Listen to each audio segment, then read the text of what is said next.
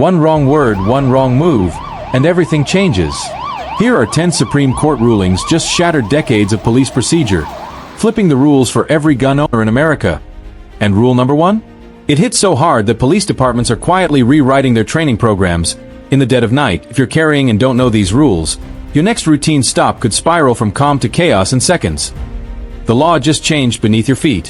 What I'm about to show you could be the difference between walking free or never making it home. If you believe every gun owner deserves to know their rights before their next encounter, hit subscribe right now, because what comes next could save your freedom or keep you out of a courtroom.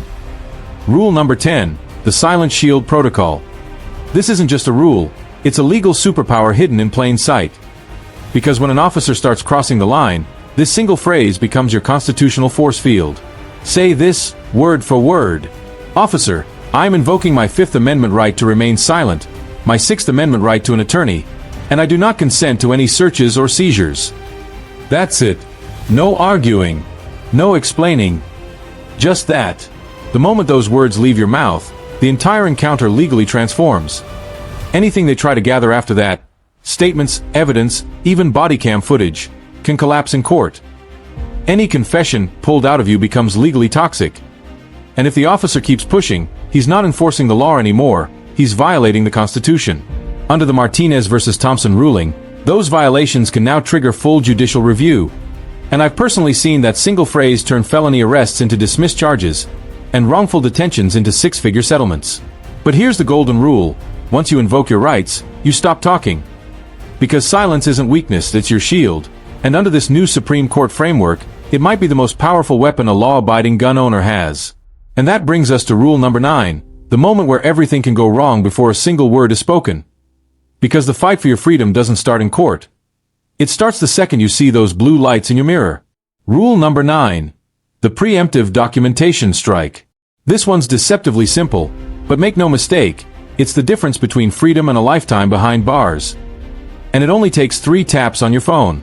Picture this: blue and red lights explode in your rear-view mirror. Your heart jumps. Your pulse spikes. But instead of panic, you go tactical. You activate what I call the triple documentation protocol. Step 1. Start recording, audio or video, whatever's fastest. Step 2. Speak into the mic, don't whisper it. Verbally timestamp the encounter. Step 3. Clock your surroundings. Identify witnesses. Anyone within sight becomes part of your legal shield. Now here's the exact phrase that turns your phone into courtroom armor. It is date and time. I am being contacted by police at location. I am legally licensed to carry and currently armed. I am recording this interaction for the safety of all parties involved. What you just did isn't just hitting record. You've documented your mindset, calm, compliant, and constitutionally aware, right from second one. And thanks to the Martinez versus Thompson ruling, those first seconds are no longer something courts can just ignore. Your words could determine whether you walk home, or watch your life unravel from a cell. But here's the twist. Rule number 8 makes this look like child's play. Because that one decides whether your open carry makes you a protected citizen, or a prime suspect. Rule number 8. The constitutional carry shield. One sentence can stop a pat-down, or start your arrest. You're legally carrying. The law is on your side. But don't be fooled. Legal doesn't mean untouchable. Even in constitutional carry states, an officer can still detain you, but only if they can point to specific, articulable suspicious activity. Vague gut feelings won't cut it anymore. So use the words that create a legal firewall. Say them slow, say them once, and say them firm. Officer, I am legally carrying under state constitutional carry law, pose no threat to anyone, and I'm happy to cooperate within my constitutional rights. That little word, within, does more than sound polite. It draws a bright line between cooperation and surrender. It signals you're aware of your rights, and you're not handing them away. If the officer replies, "I need to secure that weapon for safety," your voice stays steady. Don't argue, don't escalate. Use this script. Officer, I understand your concern, but I am exercising my constitutional right to carry. Please articulate the specific suspicious activity that justifies disarming a law-abiding citizen. Why this matters? After the recent Supreme Court guidance, courts expect facts, not feelings. If the officer can't point to concrete behavior, There's no lawful basis to disarm or arrest you merely for carrying. You've now built a verbal shield. But shields have weak points, and the next move decides whether your vehicle stays a place of safety or becomes a crime scene. Up next, how to turn your car into a legal fortress. Miss rule number 7 at your peril. Rule number 7. The vehicle fortress defense. 30 seconds. That's all it takes to lose your rights, or lock them down forever. Your car isn't just a ride. Under the law, it's an extension of your home, your castle on 4 wheels. And when those flashing lights hit your rearview mirror, the next half minute decides everything. Say too much, or consent to too little, and you've just handed the keys to your own fortress. Here's how to hold the line. Step 1. Keep both hands visible on the steering wheel. Calm, deliberate, controlled. Step 2. If it's dark, flip on your interior lights. Let them see you've got nothing to hide. Step 3. When that moment comes, the officer leans in and asks, "Do you have any weapons in the vehicle?" Your words must be exact. "Officer, I am legally licensed to carry and currently armed. My firearm is secured and poses no threat. I do not consent to any searches of my person or my vehicle." In that single response, you've just done 3 things. Neutralized the surprise, declared your legal status, and drawn a constitutional boundary that's impossible to miss. Because under Martinez versus Thompson, I felt unsafe because he had a gun no longer holds water. The law now demands facts, not fear, before a search or seizure can even begin. You've turned your vehicle into a fortress. But every fortress has a gate. And rule number 6 is where most people accidentally open theirs, without even realizing it. Rule number 6. The Home Sanctuary Protocol. One wrong step at your front door can turn your home into evidence. Your house is your last line of defense. Your sanctuary. But the moment you swing the door wide, that sanctuary can dissolve into a crime scene. Police can legally transform your living room into evidence in seconds. Unless you know exactly how to hold the line. When someone pounds on your door, move from fear to strategy. Keep your door closed. Keep your phone ready. Breathe. Then deliver this calm, precise legal shield. "Officers, I can see you're at my door, but I am exercising my Fourth Amendment rights and do not consent to entry without a warrant. I am legally armed and I will speak with you through the door or outside. I am recording this interaction." Say it once. Say it clearly. Then stay put. 2 lethal mistakes people make. They open the door and step back. Courts treat that as implied consent, the invitation officers need.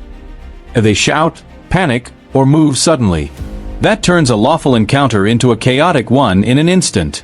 Keep your voice steady, keep your hands visible if you crack the door an inch, and start recording the moment contact is made. Recording creates a contemporaneous log of your posture, cooperation, and intent. Invaluable if the encounter escalates. Remember, once they cross your threshold, your home can be searched and photographed, and your private life becomes discoverable. The right words at the door can stop that from happening. But don't relax yet. Rule number 5 exposes the one phrase officers use to claim exigency, and how you can defuse it before it's used to barge past your lock. Miss that, and you might as well have handed them the key. Rule number 5. The Miranda activation trigger. One question can turn you from a witness into the accused. Most people think Miranda only kicks in after an arrest. That misconception gets people convicted. Fast. The moment an officer pivots from neutral chat to accusatory questioning, that split second when tone, body language, or words shift, you're already walking a legal tightrope. Say the wrong thing and you hand them the rope. That's your activation point. Use this exact script, slow and deliberate. "Officer, I want to exercise my right to remain silent and my right to have an attorney present before answering any questions." Then, "Stop talking. No explanations. No, I'll just answer this one. No bargaining. Nothing." Silence isn't an admission. It's armor. Why this matters. After you invoke, any voluntary statement you make can be used to unravel your defense. Courts treat post-invocation words as toxic evidence, even casual comments, offhand corrections, or attempts to clarify. Hold your ground. Wait for counsel. Let your lawyer be the one to explain, negotiate, and preserve your rights. And if you think that's heavy, rule number 4 reveals the single action people take that turns a minor stop into a felony investigation. Miss it, and invoking Miranda might be too little, too late. Rule number 4. The movement narration defense. One unannounced move can end everything before a single word is said. This rule has saved more armed citizens from tragedy than any other. In the heat of a police encounter, movement is everything. The difference between compliance and catastrophe often comes down to a single second and a single sentence. Every motion you make must be narrated before you make it. Not after. Not during. Before. Here's your script. Clear, calm, deliberate. Officer, I need to reach for my wallet in my back right pocket. Is that okay? Wait for acknowledgement. Watch for the nod or verbal, go ahead. Then follow through slowly, keeping your body language predictable. I'm now slowly reaching for my wallet with my right hand, keeping my left hand visible. This isn't about courtesy, it's about survival. You're giving the officer context before movement, removing uncertainty, diffusing fear, and building a record of calm, controlled compliance. And under the Martinez versus Thompson standard, that record matters. Courts must now determine whether your actions were deliberate and announced, or whether the officer's reaction was unjustified. Your words become your shield, and your tone becomes evidence. Because when the footage rolls in court, narration can prove intent, or save your life. But here's the catch. Rule number 3 reveals what happens after the movement, when the officer's command crosses the constitutional line, and how one wrong word can erase every protection you've built so far. Rule number 3. The escalation recognition system. Police encounters rarely explode all at once. They build, second by second, until it's too late to pull back. Here's the rule that doesn't just protect your rights, it can literally save your life. Most deadly encounters don't start violent. They start normal, a casual tone, a routine question, maybe even a friendly smile.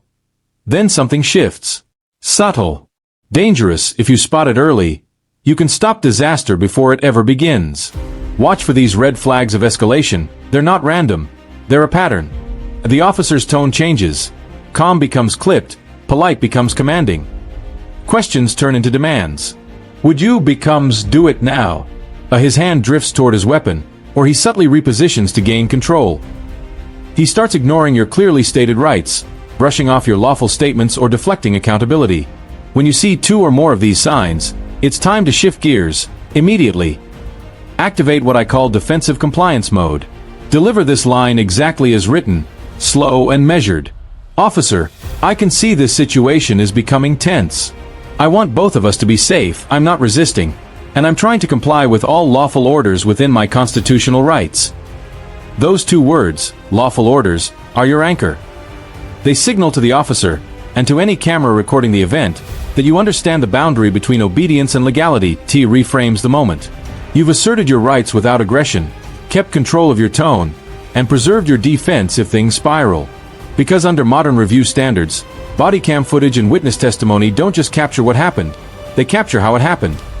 Your calm, verbal acknowledgement creates a record of restraint and reason. You've just shifted the power dynamic, legally, psychologically, and tactically. But stay sharp. Rule number 2 reveals the most overlooked trap that unravels everything.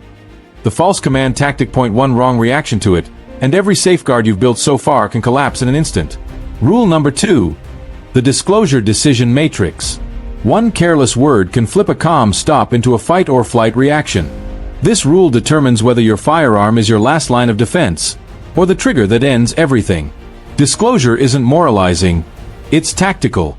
The when, how, and why matter more than the fact itself. Never blurt, "I have a gun." That sudden revelation injects surprise and fear into the moment. Instead, use a controlled, legalized script that removes shock and signals cooperation. Officer, I want to inform you that I am legally licensed to carry a concealed weapon and I am currently armed. My firearm is secured on my right hip, and my hands will remain visible on the wheel. Say it slow. Say it once. Then freeze your hands where the officer can see them. That single sentence does 3 things at once.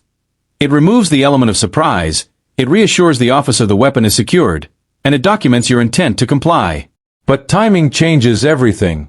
If you're merely stopped for a traffic violation, disclose immediately after you've narrated any movement, see Rule 4, and before any sudden reach or search could occur. If the encounter has already shifted into suspicion or hostility, or you're being treated like a suspect, disclosure becomes strategic. Reveal enough to prevent a shock discovery, but not so much that you provide unnecessary information that could be misused. Remember, disclosure without narration or without visible, deliberate compliance invites misinterpretation. Your words must line up with your actions. Slow, announced, and recorded. You've diffused surprise and set the terms. But rule number 1 is the one everyone gets wrong. The single procedural mistake that erases every protection you've carefully built so far. Miss it, and everything after it may not matter. Before we get to the final rule, take a second to subscribe, like, and share this video. Every click helps spread knowledge that could save a life, protect a right, or change a courtroom outcome. Rule number 1. The Officer Safety Destruction Protocol.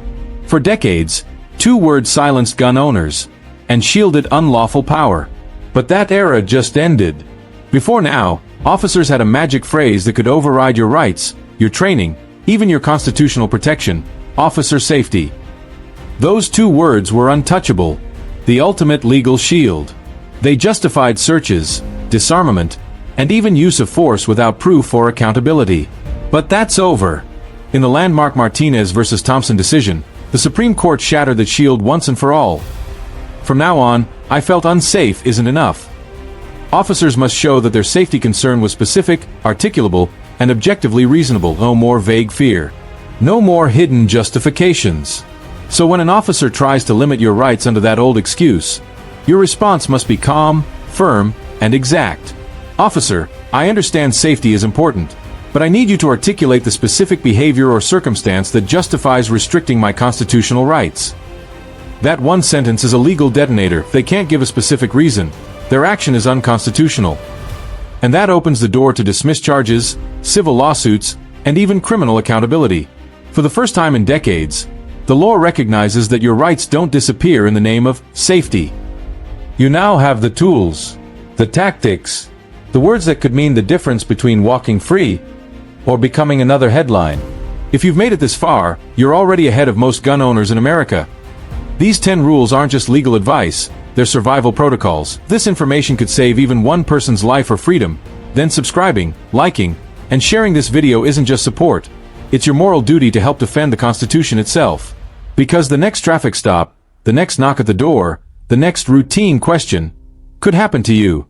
And when it does, you'll know exactly what to say.